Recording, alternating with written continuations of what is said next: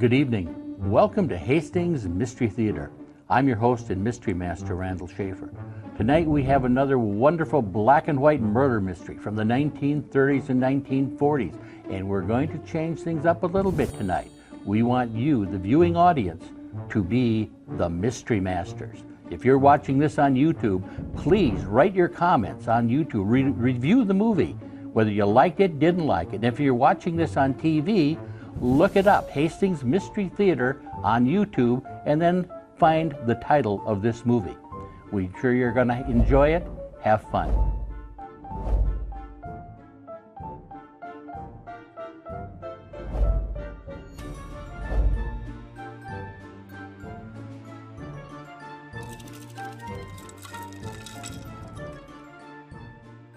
The Wall Street Mystery is another 1931 Warner Brothers Vitaphone mini-mystery film with Donald Meek as an amateur super sleuth. The apparent murder of two stockbrokers is solved in quick fashion by Dr. Crabtree, a forensic expert. We hope you enjoy this film. And consider leaving us your thoughts in the comment section, as well as liking this video and subscribing to our YouTube channel. Enjoy the show. Here on Hastings Mystery Theater. Please consider leaving us your thoughts in the comment section, as well as giving this video a like, and subscribing to our channel. Also, check out the link in the description below. Click the link to enjoy a free bonus Hastings Mystery Theater episode.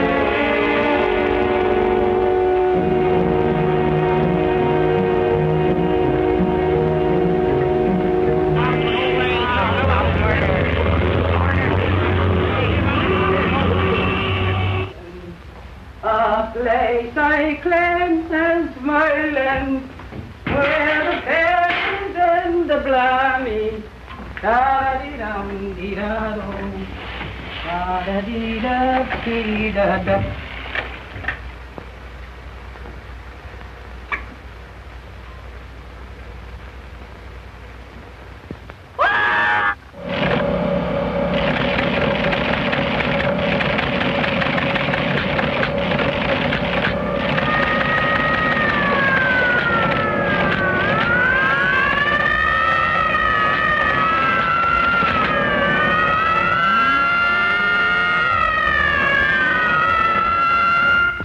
Hurry up and trouble them. Well, Dr. Breck, what do you find? Inspector, both of these men were killed instantly. This one by a bullet fired into his left temple. The other by a shot right into his heart. No other wounds? No. Not a mark of violence on either of the bodies. Well, how about the gun? He was holding it in a tight grip. I didn't want to remove it until you came. Here, I'll get it for you now. No, wait. Don't disturb anything yet. I have an idea old Doc Crabtree will be interested in this case. Gramercy, 50485. Police caller, make it snappy. You don't mean to tell me you need the help of that old professor again? I don't need anybody's help. But I kind of like the old duck. He's sort of a lucky piece to me. Hello, Doc. Yes. You guessed it. A beautiful murder. Two of them. Yeah. Can you come down to 500 Wall Street right away? Yeah. Weston Company, room 304. Oh, Wall Street. Well, there's nothing mysterious about a killing in Wall Street. I know, I made one myself. All right, I'll be right over. 32. 2 shells exploded. Looks like a simple case of murder and suicide to me. The powder marks are too near in both cases. I'd say it was a double suicide. Do you mind if I make a little guess, too? Maybe the fellow here got up at sunrise, shot himself, and then sat down again. Now, look here, Doc. I asked you to come over here because I thought you might be useful. Come on, let's go down to cases. Wait a minute. I had nothing to do with this. Tell that to the inspector. Well, who are you? I'm Martin Hill, the bookkeeper and accountant here. You mean you were the bookkeeper here? Homer and West are dead. I know all about it. They told me downstairs. What were you doing at that door? I usually come in through Mr. West's private door. I never use the main entrance down the hall. Excuse me, would you mind identifying the bodies? That's Homer, the junior partner. That's Clyde West, all right. Who else is employed in this office? Well, there's Dorothy. That is Miss Page, the secretary. What time does the secretary do at the office? Well, she's late now. That Dorothy is always late. She could come in any time she liked. West was nuts about her. All right, Mr. Hill. We'll talk to you later. Just a moment, Mr. Hill. When you said the boss was, nuts about her, did you mean he cared for her? In a big way, if you get what I mean. And were you nuts about her, too? But supposing I was, what good would it do me? West had what she liked, money. And them that has gets. That's all, Mr. Hill. I think we're beginning to get somewhere. A very obvious clue, Doc. You mean very elementary, Watson, don't you? Ah, you'll give me a stiff pain in the... Why isn't that stenographer here yet? I wish I were her boss. Not at this moment, you don't. Where'd that come from?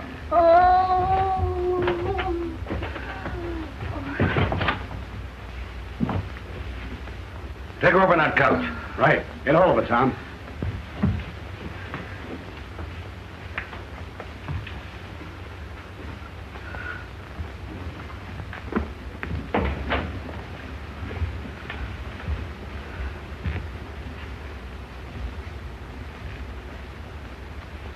She's all right. Just a little suffocation and fright. Well, good morning, Miss Page. Late as usual. Who is she? Our secretary. Bring her over here.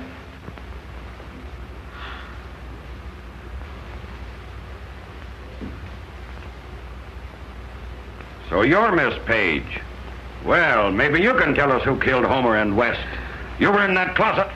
And don't tell me you were waiting for a streetcar. Wait, there's no need to be frightened, miss. Just tell us in your own words what happened. Well, all I know is that Clyde, that is, Mr. West, asked me to come to the office last night at 10 o'clock. Said he had a very important business appointment, that he might need me. I arrived sharp at 10. Was there a light in the office when you arrived? Yes, but just as I entered, the light went out. Someone grabbed me, and before I could scream, I was knocked unconscious. And that's the very last thing I remember, until just a few moments ago, when I opened my eyes on that couch. Have you been reading any murder mysteries lately? Well, that's the truth, I tell you. Inspector, we have established the fact that the murders were committed between 9 and 10 o'clock last night. Now, it seems to me that's a most unusual hour for so many visitors to a Wall Street brokerage office. Why not call the elevator man who brought them up? Okay. Bring in the elevator man. That's all, Miss Page, for the moment. What's your name? Andy Amos Lindbergh.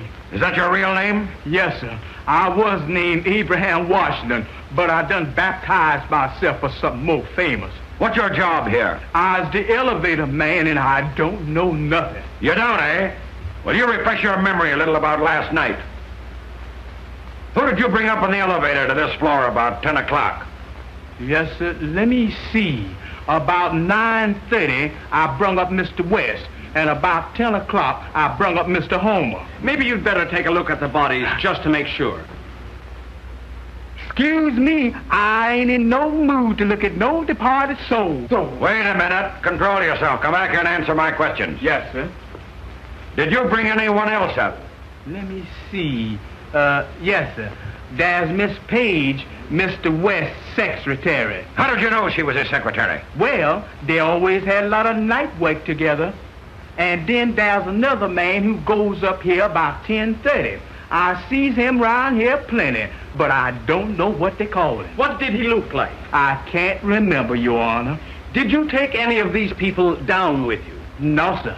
But they could have walked down when I was in the basement. Where were you at 10:30? How you expect me to remember where I was for back as last night? You didn't do it, did you? Most emphatically, no, sir. Sit down there. Thank you, sir. Yes, sir. Thank you, sir. This man wants to see Clive West immediately. He looks kind of excited. Colonel Frederick Pettijohn. Send him in. Yes, sir. Know him, Doc? I do now. How about you, Doctor? Never heard of him. There he is. That's the man who comes in here at 10:30 last night. Pettijohn, what were you doing here in this office at 10:30 last night? Have a chair. Look here, I'm Colonel Pettijohn. Have 2 chairs. What's this nonsense about me being here last night? I wasn't anywhere near this office. Oh, no, Colonel. That story won't do. Here is a notation that Mr. West had an appointment at 10:15 last night with FP. And now, of course, FP might mean Fairy Prince. And then again, it might mean Frederick Pettijohn. But just go ahead and tell us what you know about this. Well, what if I was here last night? I didn't get inside the office. I was a little late in arriving for my appointment. When I rapped at the door and got no answer, I took it for granted that West didn't wait for the appointment. So I went home. What was your business with Mr. West? Purely private. Wouldn't interest you. Oh, it wouldn't interest me, eh? Now get this, Colonel. This is a murder investigation, not a social team. And I'm not taking alibis as a substitute for information. Is that clear? Pardon me, Inspector. Maybe the Colonel would like a more direct question.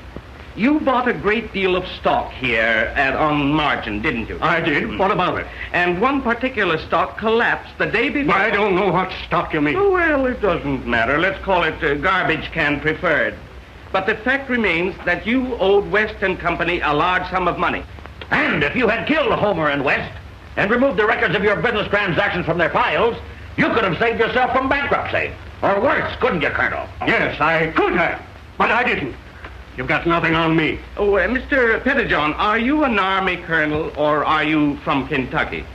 Engineering Corps, retired. Then I take it you are versed in the use of firearms. Do you own a gun? I do, several. Have you ever seen this revolver? Why,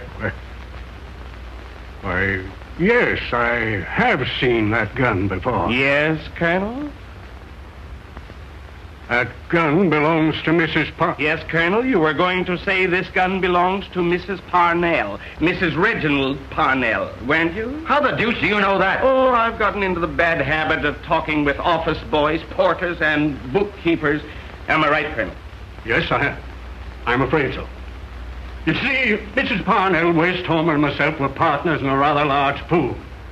I hate to see it of a dead man, but it looked like Homer was a crook. He handled the pool. He manipulated our money and wiped us out. I was on my way up here last night to demand an accounting.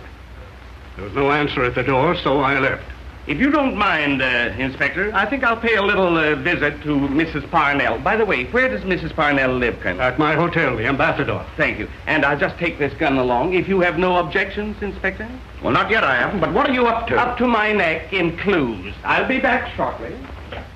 Do you realize, Mrs. Parnell, that it was your gun that killed these 2 men? I'm not a bit sorry.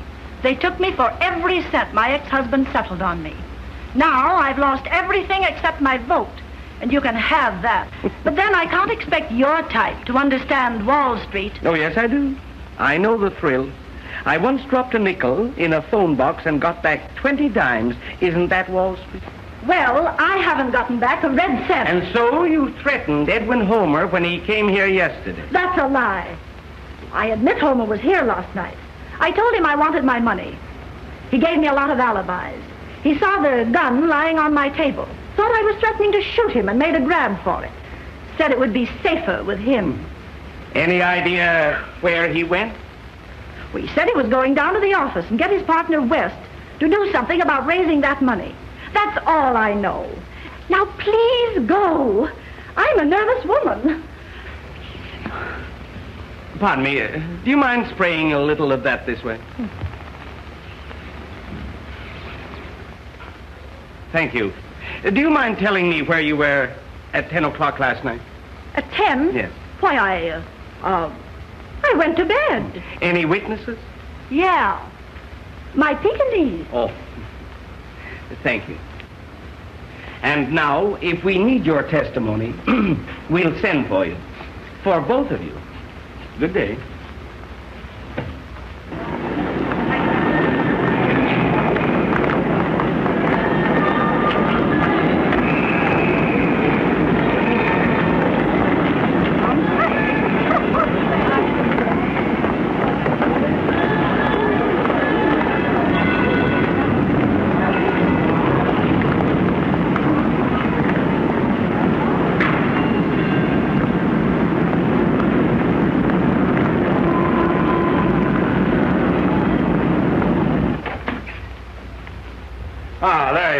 just in time. I'm arresting Colonel Pettyjohn for murdering Homer and West. Not really. Oh, tut. We proved he had an appointment here last night. He identified the revolver, and he had the best motive in the world. Why, it's ridiculous. You might as well pin it on Lindy. He's here all night with nothing to do. By the way, how do you pass the time at night, Lindy? Boss, I just sit back in my chair and let the time pass me. Now, look here, Doc. It's a clear case against the Colonel. If you found out anything else, let's have it. I have found out something else. I have found out who committed the murders. Oh, yeah? What are you trying to do? Keep it a secret? No, it's an open book. Edwin Homer killed Clive West. Very interesting. But that doesn't prove who killed Edwin Homer. The problem is very simple, Inspector. Somebody on the inside of this office must have committed both murders, for the door was locked from the inside. Is that right? Yes, but how about this fire escape here? I have just verified the fact that the murderer did not go down the fire escape, as there are no footprints on the soft lawn beneath this window. Now, he certainly must have made some imprint jumping 12 feet. But what about the ownership of the gun? This Mrs. Parnell. Homer got that gun from her last night, along with some perfume for his handkerchief. Listen, Homer came here last night to plead with his partner to straighten him out on that crooked deal. West refused. And rather than face the music, Homer took out Mrs. Parnell's revolver and shot him in the left temple. Yes, but the gun was found in West's hand. So it was. And this was found in Homer's hand. Now let us turn back the clock 10 hours. Maybe we can reconstruct the events of last night. After shooting West, Homer, his junior partner, started to search the files. I guess he had hopes of destroying the records of that crooked deal. He was also after securities and cash with which to pay Mrs. Parnell after she had threatened to have him arrested. Suddenly, he heard someone coming down the hall. He turned off the light. It was Miss Page, the stenographer. She entered. He grabbed her exactly as she told us. And after knocking her unconscious, he carried her to the clothes closet and locked her in. The office door was open. He closed and locked it. Then came a knock. This time it was Colonel Pettyjohn. Homer saw the shadow of the colonel at the door but didn't budge. The colonel, believing that West had not waited for him, went away. Homer then decided to put the gun in the dead man's hand so that the crime would appear as suicide. He was a cautious man, this Homer. Leaning over the desk, he maneuvered West's lifeless finger around the trigger, a hair trigger. It pressed too hard. And the bullet was thus fired by the dead man through the handkerchief into Homer's heart. There you are. Grim justice, I call it. A great yarn for tomorrow's papers, I call it. I always say, if a man bites a dog, that's news. And if a dog bites a detective, that's good news.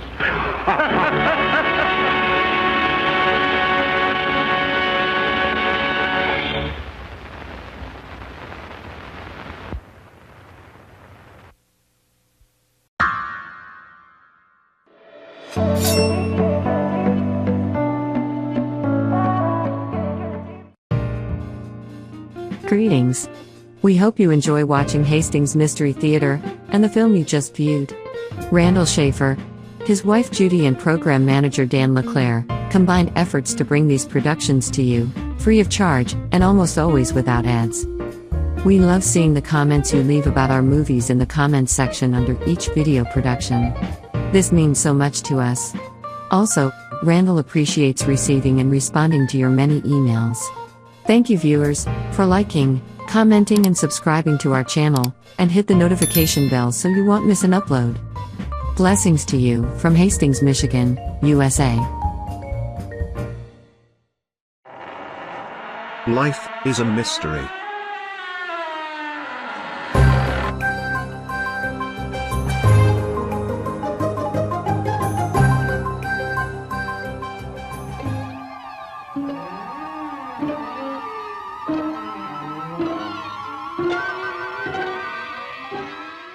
Check out our links in the description below.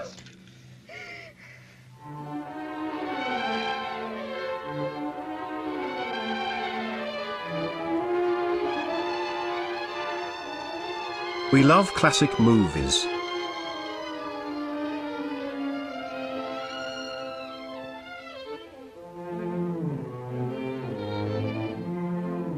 Life is a mystery. You can see the best of them right here. Black and white murder mysteries on Hastings Mystery Theater. Good evening.